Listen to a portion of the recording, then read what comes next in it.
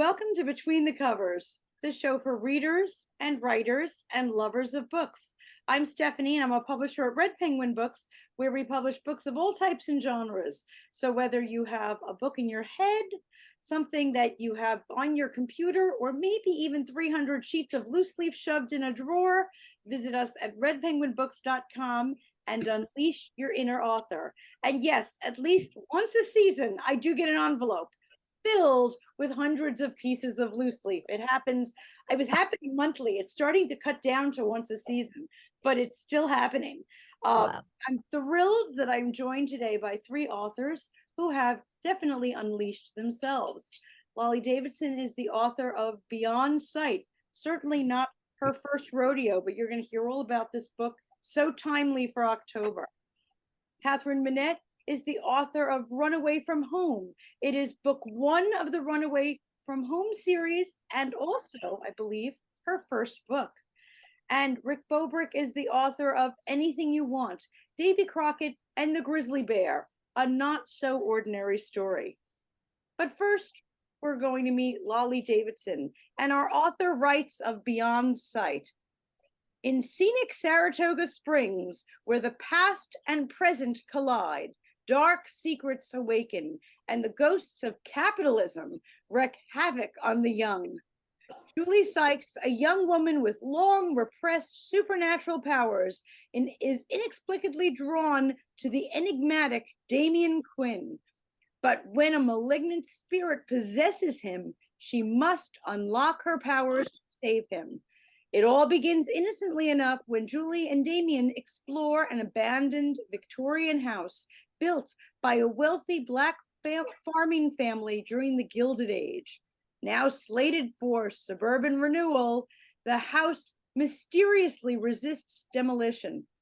Little do Julie and Damian know that their actions will awaken vengeful spirits and set off a chain of events with dire consequences. As they fight for survival using a blend of energy work and quantum mechanics, they unwittingly unleash the powers of Henry Hilton, a dead white millionaire who came to his fortune by sinister means and scandalized the country when he banned Jews from his Grand Union Hotel in 1877 in Saratoga. Meanwhile, no one will tell Julie how her father died or why she can't find any pictures of him. Will Julie succeed in saving Damian before he kills someone? Will she discover the cause of her father's death? Or will they both be consumed by the relentless forces that haunt them? Luminous and heart-poundingly suspenseful, Beyond Sight traces how the ongoing struggle between the privileged and the marginalized haunts us to this day on both the physical and spiritual planes.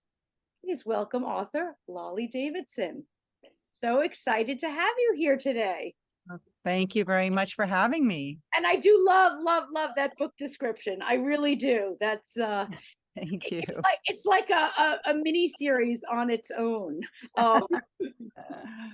But I have to ask you first, because I happen to know some of what has gone on in your life. This Victorian home was slated for revitalization, and you just lost a whole lot of trees to revitalization, didn't you?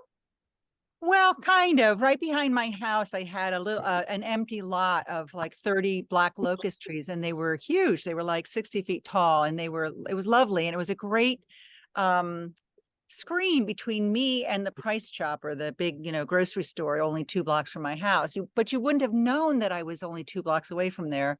And then the guy who owned it, I mean, imagine him thinking he could do whatever he wanted with his own property, decided to cut them all down to sell the property. And so that was devastating. They cut those trees down in a day and a half, and suddenly I have the Price Chopper in my backyard. So that happened in April. So my husband and I just got to work and started planting trees like crazy. We just so you can't see the Price Chopper from my backyard anymore. Ooh, glad to hear that. But it's funny, when I was thinking about changes because of revitalization, I said, oh no, does Lolly have spirits in her backyard also? Though, I had a very cool thing happen. So 3 years ago, or 3 or 4 years ago, I was kind of feeling down about writing. I kind of was giving up, and I was walking in a park near my hometown, um, and a little owl came and landed in a tree right above me, and we started to hoot back and forth. I mean, and it's really odd because owls are kind of shy that way. It's not every day you have a conversation with an owl. And I decided, well, owls' wisdom, maybe this is like a blessing, like you should write. And so last night I was sitting there in my kitchen, and I hear this very strange sound. I'm like, what is that? And I run out and I grab my Merlin app that's on my phone, which I can never open in time to catch. And it was a screech owl that was in my mulberry tree, which is, I have this big mulberry tree in my backyard, which is kind of a magical tree because it always loses its leaves on the same, on one day. There's always one day a year where all the leaves fall down, and we all go running out to watch it and film it. So I felt like, I'm about to release this book, and there's that owl visiting me in the backyard. Wow. Okay. I have to ask, what is the Merlin app? Oh, it's a bird recognition app that you can open it up on your phone. If you hear that, you hear a bird, and you can press sound recording, and it will quickly record the sound and then identify it. And No. also it plays these really beautiful, I mean, it shows you what the sound looks like on a, graph. So it's also quite beautiful. I love it. Wow. I didn't know Yeah. that there was a bird screech identifier.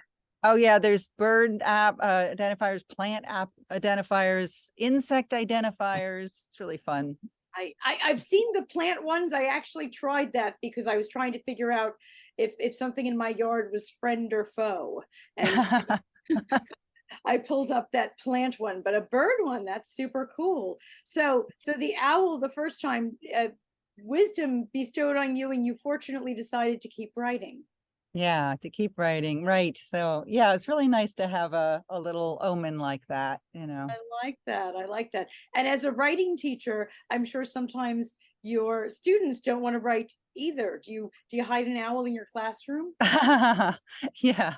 Well, I have little tricks for them. I have a wonderful bowl of I bought these little semi-precious stone chips, and I just put them in a stone bowl, and they're sit by my desk, and I bring those in for writing prompts sometimes. And then if they really become attached to their rocks, they get to keep them. I So like I try to inspire them. I love that. I love that. So what inspired Beyond Sight? If it wasn't the loss of your trees, did you have some kind of an interesting looking Victorian house in your neighborhood, and you kept passing it and saying, there's a backstory to that one, or what actually started that? Well, first, when I was a kid, my grandmother lived with us, and I was close to her, and she died when I was 10, and I really missed her terribly. I wanted her to come back as a ghost, and she didn't. But that was when I became interested in ghosts as a kind of a comforting thing. So I always kind of loved ghost stories.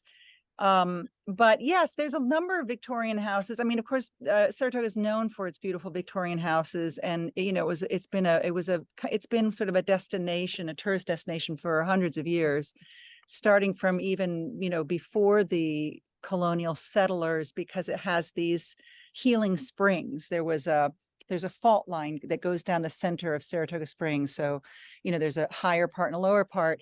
And so these springs, these evanescent springs come up to the surface, and the Native Americans always knew these as healing springs. And so they told the white colonial settlers about it. And of course, Gideon Putnam immediately built like a, building over the springs so that he could control them. How white people are. And then it became this destination for tourists. And then, in the kind of 1870s to 90s was like, I just learned by going on a ghost tour recently that there were as many as 10,000 hotel rooms in Saratoga Springs in the 1880s. There's not even 10,000 hotel rooms today in Saratoga Springs. So you know, you always see there's some Victorian houses that people have tried to let rot to the ground so that, because they're historic and they're not allowed to tear them down, but if they let them rot down, then they can put up something more profitable. And then there's always people trying to save them. So that's kind of an ongoing battle. And then through my kind of activism work, I learned that there's not far from where I live in an area that's kind of an old Italian neighborhood, used to be an old Italian. Before that, it was an old Irish neighborhood. Before that, it was an old Black neighborhood. And the Black neighborhood was kind of a thriving little downtown with shops and things. And of course, again, the city council sometime in the 70s said, you know, we need to do some urban renewal and tear down all these Black homes and put some shopping plazas in. And that's common. That happens all over the country. So that I began to think about that for my ghost novel. And then I do a lot of walking in the North Woods, which is Skidmore College has these beautiful woods that you can walk through that's all along the fault line. And it was very inspiring to me. And there's some strange structures in the woods. Like there's this big well, or it looks like a well, like a big round circular structure. And I sort of investigated the history, and it turns out that that property was owned by a man named Henry Hilton, who is not related to the Hotel Hilton family.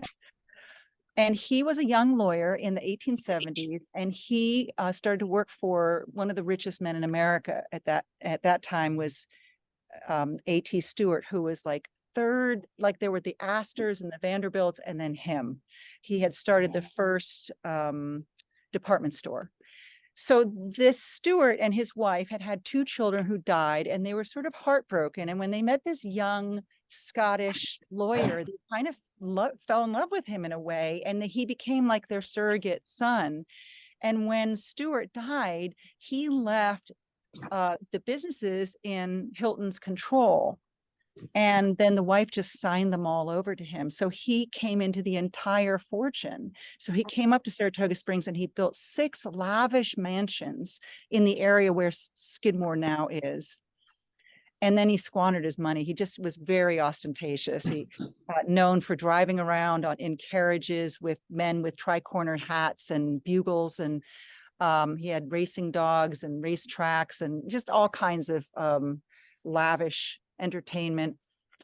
And he squandered all his money. He had almost nothing left when he died. And then his houses were tied up in legal battles. So nobody moved into them, and they just sat there empty. These lavish, they were silk paneled and everything.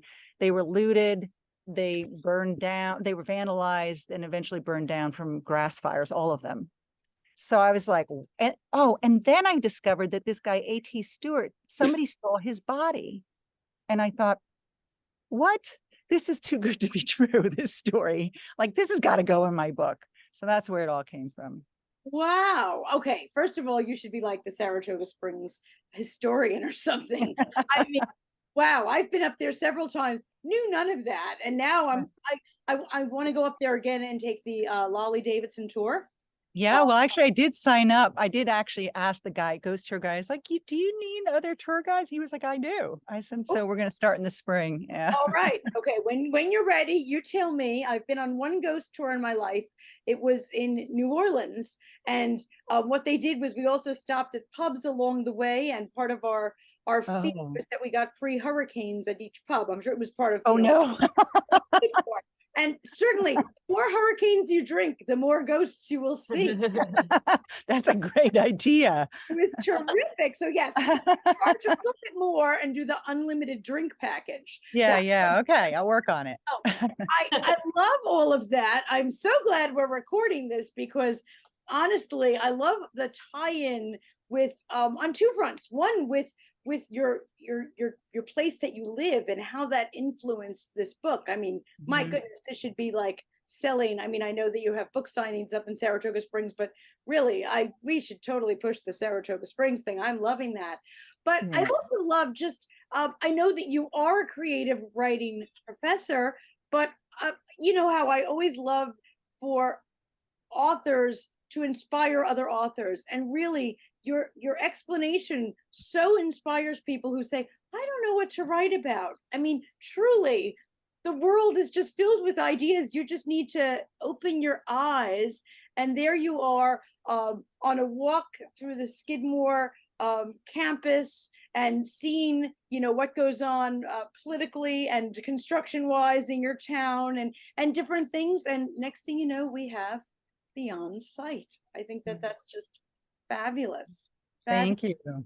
So I'm dying to know what's going to come next for you, because you do manage to find pieces of things all over the place, and inspiration is just about everywhere. There is no stone unturned with you as far as inspiration goes.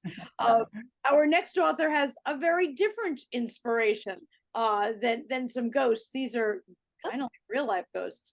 Catherine Manett wrote Runaway Home, and our author writes, Peter and Haley are two young adults who are set to age out of Long Island's foster care system together. It's an exciting time for the two, and life should be fun without rules and the watchful eye of a foster parent. However, with the news of their foster mother's terminal illness, Peter has decided to adopt Danny, a 13-year-old boy also in her care. Now, Peter's life isn't the same. The three must continue to live together in a new apartment. Peter hopes he has created the perfect family despite their differences. He soon learns what a tremendous burden he's taken on at the young age of 21. Being the sole breadwinner and a new parent means giving up the opportunity to live a carefree life with Haley. As she continues to struggle with addiction, Haley competes with Danny for Peter's attention and affection. When that seems to fail, she turns to her new boyfriend and opioid dealer, Tristan, to fill that void. Peter and Tristan clash immediately, with the prospect of his plans for a perfect family falling apart. Peter begins to hallucinate and flash back to a past he fled on a Scottish island many years ago. Please welcome new author, Catherine Manett. Thank you. It sounds so good when you read it. I like it. And it sounds so good when your readers read it too. Oh, I hope so. Wow, absolutely. Well, I'm so delighted that your creative writing teacher, not Lâle Davidson, but Bill McGee, who happens to be an author and friend of mine, brought you into our circle. So congratulations on the book. Thank you. And Bill is amazing. Yes, I'm not sure how much he's told you about our work together, but I actually had the idea for this novel back when I was in his creative writing class in 2012. And he's the one that told me it had merit. And from then, I didn't pick this book back up until 2020. And when I finished it, I found his number. I found all the information on him, and I contacted him. I said, I want you to be my editor. Oh my gosh, that's fabulous. So we kind of reconnected in 2020, and he's been great. He's amazing. That's fabulous. And Lâle, that's a hint. I want your students with their first books on next, so that they could sit here and chat. Yes. We should have had Bill on the show too, so that we could brag about him with him sitting right here. Yeah. So tell us first about inspiration for this. Very different than walking around Skidmore and seeing old homes. This is very different book. So this is actually very interesting, because this morning I just saw a video. I don't remember who was speaking, but he was talking about how so many of our heroes, for example, Superman, Harry Potter, they all are either from the foster care system or adopted. And I was thinking back to being a child, and I was in love with the book or the movie, I suppose, Peter Pan at that time. And that's actually where the main character's name comes from. I wanted to bring some of my childhood into that. But my characters are totally different than anything you'll see in Harry Potter or Superman. They're very real. They go through quite a lot of trauma.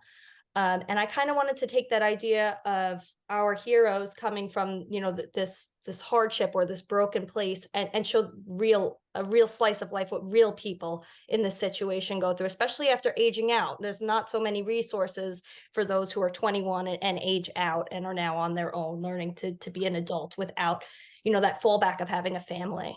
Right, right. I'm so glad you said that, because that writing technique of having the protagonist be either in the foster care system with these superheroes, or even the way, every single Disney protagonist loses their mother Exactly. in the opening scene, Absolutely. so that we have some sympathy. But you're going beyond that and showing, wow, this is we have this nice kind of glossed over, whether it's Marvel Right. or Disney. You're saying there's none, this is Yes. not all roses here. Right. It almost feels like a way that, and I would never poo-poo on another author, but it feels like a way that, oh, this is how I'm going to get my readers, my audience to connect with this character, because right away we sympathize with them. But at the same time, all these children's stories are leaving out, the big issues here. And Yeah. it's something I've seen growing up on Long Island through work and life in general. I focus in this book on in affordable housing, addiction, a lot of real life social issues that obviously don't only face foster children and those who've aged out, but plenty of members of our community. So my goal in writing this book was to write an entertaining story that people wouldn't be able to put down, but to also teach them about what's actually going on here in Suffolk County, and probably, I'm sure, across our country. Yeah, no, you're absolutely right. And I love the way you wanted to do that through storytelling, because Yes. hitting people over the head, as we've discovered, Ooh. doesn't necessarily change. And how boring. Right, absolutely. Something engaging is so important. When well, anyone would realize that as a teacher or as a learner, in general, like I've always learned through stories and through imagination and processing. That's how I've processed traumatic events in my life. And I feel like my book is an aid to help maybe high schoolers, I'm thinking age 16 and above, to understand if they've been through anything like that, or how they could potentially process trauma as well through a creative outlet. That's amazing. That is so amazing. Well, this is, I don't think I'm wrong. This is your first book? This is number one. Yep. I knew it. I knew it. Okay. Like Lâle and Rick, who have been to this rodeo before. So I'm So, writing number two right now. The my first one, gosh, that's yeah.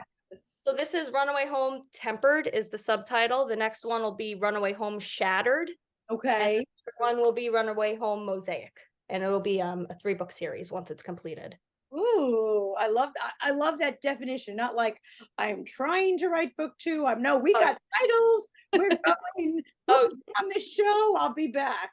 I tell everyone these characters in this story have been with me for such a long time. Like I said, as a way, even as a kid, nothing in here has ever happened to me. I had a great childhood, a very loving family, but just processing trauma. I've always created characters in my head. And I've always, when I learned about something in the news that affected me or was traumatic, I always processed it through imagination and storytelling. So this is very dear to my heart. I don't take it lightly at all. Fantastic. Well, now that you're enmeshed in book two, is Mhm. your process going easier than the first one? Tell me a little, since you're a newbie. I'm loving this. I would say the process is easier because now I kind of have my footing, but I wrote the first one in 2020 when nothing was going on after work and nothing was going on the weekend. So I had so much time. Now I'm back to, well, I have an essential job. I always work full time, but after work, I'm going to the gym again. I'm on a bowling league. I compete in pageants.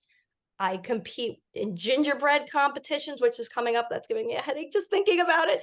But I have so many extracurricular. I'm not in school, but I have so many fun little things that I like to do. And writing is definitely a big one. But finding the time is always a struggle. But I'm over 100 pages in, so I'm Oh, thinking I can do it by yes. January. Okay, Yeah. the only gingerbread I ever made was that kit that they sell. Do you know the one that they sell, and you hold the sides up and you put in the frosting? So tell me a little bit about gingerbread competition. Strangely, this also has something to do with my book. So Okay. I do not like to write anything that I do not understand and know well. So I don't want to give too much away from book two, but in book one, you kind of see it coming. The main character is a baker, and he will continue his career path as a baker. So I said to myself, there is no way in heck that I'm going to write about baking and recipes without knowing how to do it. So I started picking up baking as an activity, and I've learned a lot I think I've been doing it for a year and a half. And I mentioned it to one of my coworkers at work, and she told me her daughter is a competitive gingerbread house maker, and she's been on Food Network. And I'm like, this is crazy. I got to try this. So me and my coworker do it. We compete against each other, but we do it together for fun. And So yeah, last year the theme was favorite holiday traditions. So I did like a family game night because me and my family are competitive. We love to play board games and get angry at each other. But I made like a Scrabble board. I made dice. I made a Jenga tower out of gingerbread. It took so long, but it was so cool. And I think I got People's Choice and second place overall. And that was my first time. So I'm coming back this year ready. Okay, so what took longer, writing the book or building that gingerbread thing? Probably writing the book because it took more time overall. The gingerbread, I was super focused on it and I finished it in like 2 weeks. So Gosh, I yeah. can't even imagine. I'm loving that you want to dive in, and this is something I adore when people writing their book just like permeates their whole life and it becomes an So, adventure. yeah. They start taking up new hobbies. They go traveling. I love people who go to different locations because their book is set there. So they have to do, I'm going to say research because, like, yeah, let's write off that trip to Italy. Sure, let's do that. I was just telling my husband because my main character is from Scotland. I'm like, we really have to go to Scotland. I have to go to the Outer Hebrides. It's for the book. It's not for enjoyment. I'm not going to enjoy it. I'm no tax attorney, but I'm sure that there's a way to make that work. I don't know if Lolly took up, seances or at least got a Ouija board going or something to learn more, but you actually took up competitive gingerbread. Baking. Competitive Yeah, baking. because I'm a little insane, but yeah, no, if my characters have a hobby, I have to not only research it, sometimes I have to do it myself because then I feel like that's how I can write about it because I do it, because I know it. So Yes, well, I know all the great writing teachers of this world, Bill McGee, Lolly Davidson, they all say, write what you know. You're saying, if I don't know it, I'm going to learn it. I'm gonna learn it. I think that's fabulous. We're about to publish a book about Mahjong, the game, and I mentioned to the author, "Do you play? Because you really have to make sure this stuff is correct because players will know." And just like with you, Yeah. bakers will see right through your book if you're wrong. Absolutely. I even bought a recipe book that I found online called The Hebridean Baker, and it's about Scottish baking. And I've been reading that and trying to make the recipes from that, so I can really get into detail. So Wow. absolutely, I think Yeah. research is so important. Now, besides the research on the extracurricular activities of your characters, do you work with people in trauma? You mentioned your own child was fortunately lovely. I do. So I'm a caseworker for Adult Protective Services. So I get referrals on adults who are disabled who are unfortunately either neglecting themselves, being neglected by their caretakers, or being abused. And then it is my job to go out and conduct an investigation and create a services plan to help remedy the situation. So, in my career, I do see a lot of very emotional and challenging things. Absolutely. And writing has been a creative outlet for me. But I do have to say, everything in my book is fictional. These are not real people. This is not about any real people that I've ever come in contact with. Right. And I'm delighted that it wasn't first person, that this was you. Oh, no, no, no. Like I said, I have used, imagination as a way to cope with my own pain and trauma, but specifically, I wanted to write this book to showcase the inaffordable housing on Long Island, as well as we have the addiction epidemic going on Long Island as well. We do. So I love that you have social issues in your book, and I agree that storytelling and fiction is a really important way. I think you don't want to proselytize in your writing, but you want to give people that lived experience so that they connect with compassion to other people in those situations. And I think fiction is wonderful for that. Absolutely, I agree. I think that's what I've always wanted to do is use fiction, like I said, to not only tell an entertaining story, but to highlight some really important social issues. Yeah. yeah, super Bravo. super important to do that because, like I said, people are not listening to an article, let's say, or a headline, but they will read for entertainment. So what is your plan to get this book into the hands of the people who need to be reading this book? Well, I do have a lot of I guess, live events. I do plenty of readings. I just did one in Sayville at a little independent bookshop called Tiny Raccoon. I did a book signing at Barnes and Noble in Riverhead. They carry my book as well. I actually love beer and breweries, and I did an event at a local brewery where if you bought my book, I bought you a beer. So that was a big seller. Oh, Yeah. you're the first person who's ever mentioned that. I'm loving that. I'm just very creative. And I'll have a drink with you too. I'll buy you a um, beer. That's yeah. So that was a lot of fun. Where did you do that? Moriches Field Brewery in Santa Moriches. It's literally 5 minutes from my house. The owner there is so kind. And when I told him, I said I want to do this, and I asked him, "Can you name a beer after my book for the day?" And he's like, "Absolutely." And he put a whole on the chart, a Runaway home tempered beer. It was a specific beer that he made named after my book. It was one of the best days of my life. Oh my gosh. Okay, I'm Yeah. loving that. I'm sorry we're stealing that. There are going to be Please do. I've been telling authors. I have it's not a huge following, but I have 10,000-ish followers on Twitter. And I've been telling authors, you got to try this. It's really cool because local breweries are so open to having different events and having different people there. And it's just a really cool like circuit for Oh authors. my gosh. I'm a winery girl, so I'm going to want to do this with a winery. Yeah. Just loving that. So yeah, I'm finding my readers through beer. That's how I like that. I like that. Spirits. It's a different kind of spirit. Right? Yeah, Yes, Lolly, you're all absolutely. about spirits in your book. I got to work on that. I got to work on 10,000 followers. How on earth did you do that? This book, I mean, I don't really know. So I made this Twitter account probably a couple of years ago, but I didn't start using it until I wanted to talk about this book. And I have a very strange sense of humor, but I do talk a lot about how I promote my book and the process of what it's been like to get a book published, which you all know is like impossible. This is traditionally published. It's not self-published. I didn't want to go that route. I wanted to do traditional, so I stuck through it. It took me 3 years to get there. But I gained a massive following from authors and readers alike solely because of this book. So it's just been a really Amazing. cool, yeah, Good. absolutely. I was on the Amazon bestsellers list for romance literature in the top 100 for 2 months. So I just don't know how this book. Wow. Yeah, no. So it's been really crazy, and Working that Twitter, man, reviews. working that Twitter. I'm like, I'm always scared. I don't know about everyone else here, but I'm always scared when I see a new review come up on Amazon. I'm like, do I want to read it? Should I read it? I don't think I should read it, but then I wind up reading it. And I'm like, Yeah, no, that's always a big question for everybody about to read or not to read reviews. right.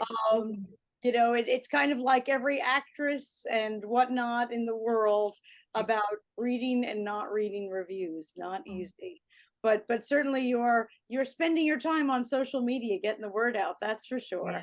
Oh yeah. And I am going to be an event on Saturday.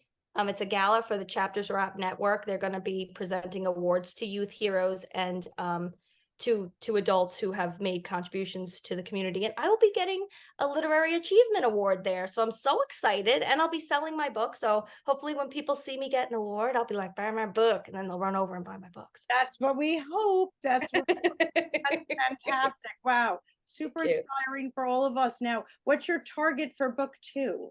You said you're about 100 pages in?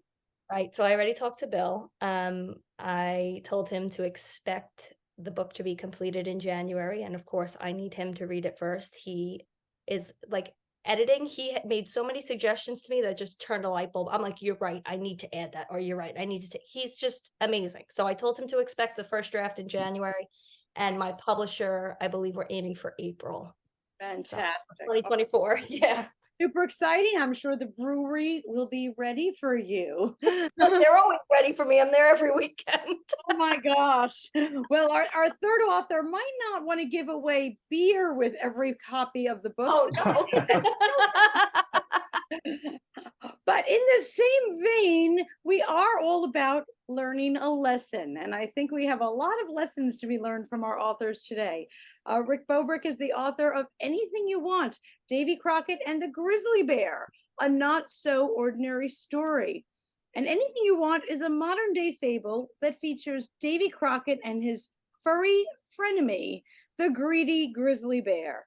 A battle of wits quickly unfolds when these two rivals are granted 3 wishes with no compromise in sight.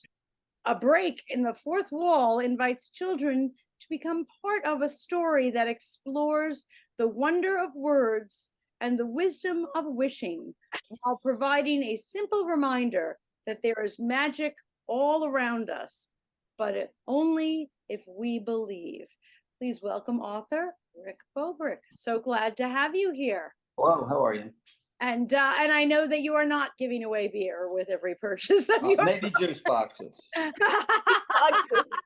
But yes, you have a lesson to be learned in your book too. Tell us a little bit about your book and your family behind your book. Well, anything you want is a follow-up to my first book, which also featured Davy Crockett and the Grizzly Bear. It was entitled Bears Don't Share. It was a story I made up over 20 years ago when I was reading books to my kids. And I just recently retired from teaching right before COVID hit in June 19. And I wrote Bears Don't Share because my daughter asked me to write the story that she never forgot. And then when I was done with that, I said, well, why not write a follow-up? The only trouble was I couldn't remember the endings to a few of the stories that I had told them with Davy Crockett and the Grizzly Bears. So I actually just searched themes and stumbled upon the 3-wish theme and realized I might have a new twist on it with 2 rivals vying for 3 wishes. And I stuck with sort of the outdoor country theme. I think it's an interesting genre for kids. There's not all that much out there. It's a fun book with a kind of a message at the end. And the greed of the grizzly did not get resolved in book 1. He ended still being greedy, and I also thought maybe that needed some resolution, and that's what this book does. The break in the fourth wall was inspired by a friend who read my first book and said, hey, those words are kind of complicated for little kids. And I said, well, there may be long words, but they have pretty simple meanings. And so I used the fourth wall, the break in the fourth wall, to sort of resolve that issue. So Davy Crockett ends up actually conversing with the reader. And maybe I'll just leave it at that. And anyone interested in seeing how that transpires. But I think, I don't know how you feel about it, Stephanie, but I think it's a little bit of an interesting approach to Absolutely. a children's book. Yeah. Absolutely. So these are stories that you were telling to your own children, and then you kind of forgot how they ended because probably so many Bears times. Don't Share. I never forgot that because my daughter Caroline had me tell it literally hundreds of times. So it was ingrained, it was burned into my brain. This one wasn't really a story, but I just needed a theme. It's kind of the in-between book. And the third book was also a story I used to tell about an Easter egg hunt, but I couldn't remember the punchline, meaning a good ending. So I turned into the scavenger hunt, and being a science teacher, I made it a sort of a scientific scavenger hunt for little kids that teaches them little bits of biology, little bits of physics. Wonderful. Please tell us a little bit about your illustrator, Lauren Sullivan, who's on. Oh, thank you so much for asking. Lauren Sullivan, very, very talented young illustrator, happens to be my niece. And we actually put the first book together during COVID as just a sort of a surprise gift for the family. We have a huge family gathering at Thanksgiving, and we wanted those books ready for that and just to surprise people. And the timing didn't quite work out, but she's agreed to illustrate all 3 of them, and she is just remarkably talented. Anyone who opens the book or sees that cover would agree. And she lives in LA, and so we collaborated cross country. And probably the best decision I made was not interfering with anything she did. I just gave her free reign. As I told her, no one walked into the Sistine Chapel and told Michelangelo how to do his painting. I Nice. just let her go, and it was the best decision I made. And she flew out in May for the big children's book festival we have in Hudson, which is my former district. She'll be coming out again in May of 24, and we'll have 2 books, which is nice. And so yeah, it's a little bit of a unique thing to have a family collaboration and with such a talented, unique Fantastic. son. I couldn't have Fantastic. been luckier. Literally without Lauren, none of this would have ever happened. So I owe her everything. That's fabulous. And another COVID book. So, as bad as COVID was, there's a lot of books that are going down in history as COVID books. Just like I think that was more coincidental. It was just retirement from teaching. I retired in June of 19 before things went south, and so it was more my daughter pleading with me to write it now that I had the time, and it just happened to coincide with COVID. Gotcha. Yeah. Talk to me a little bit about writing a children's book. We heard from Lâle and Catherine, and writing a novel and writing a children's book, you have such different approaches. I'll often say to people, children's books are so hard. You only have few words. You've got to make sure they're all good. Like there's no waste on the page with that. Tell me how. Yeah, it's I don't know how to actually explain it other than it kind of just like I had the one story locked up, so that was pretty easy. And it was a good story because it had a good ending, and all good stories need a good ending. And so I think the trickiest part was the ending for this book. I literally had 16 or 17 versions of the last page, which was the critical page, and I finally think I got it right. But All right. I don't know. My probably the favorite part of my parenting was reading stories to my kids or making up stories, and I got inspired by all the great children's book authors and illustrators, and I don't know, it just in the case of this book it just kind of flowed. The characters were already set, their rivalry was in place, and then having that 3-wish with 2 rivals just kind of fell into place, and it just sort of happened. And the next one is science, and that was really easy for me. I just had to come up with some interesting things that scientific ideas and principles that you could convey to little kids, and so that one wasn't too hard. But I read somewhere, I think it was an article in the Atlantic a while back, and it said all good stories should have an element of artifice, and it was such a good point. There's got to be some trick, some twist, something that just hooks a kid. And I definitely had that in the first book with that ending, as you know. And then I think I got it into this book, and I'm pretty sure I have it in the last book as well. So that the ending is crucial. You have a good. I think what are good stories, and I also have a fabulous illustrator. So Absolutely. it's kind of just happening. I mean, I have literally no training in writing, other than endlessly reading children's books. But that counts. That's training. That's absolute training. I think Stephen King writes on writing, the number one thing you could do to improve your writing is reading. Yeah. I read his book on writing, and interesting, at the book festival last May, I was invited to come into my old middle school and read my book Bears Don't Share to, of all things, 7th graders, and I was an 8th grade science teacher, and I was a little bit skeptical and anxious about that, to see how they would take to a children's book meant for 4 to 6 and 7 and 8-year-olds, but they were absolutely mesmerized by it, and I was more than surprised. And about 2 weeks later, I got a packet of illustrated thank yous from them, and I generally think the 7th graders is kind of jaded, and hey, this guy's going to read us a children's book. I'm 30 and I still like reading children's books. No, I have found that kids in schools at any age, they get transfixed by having books read to them. Absolutely.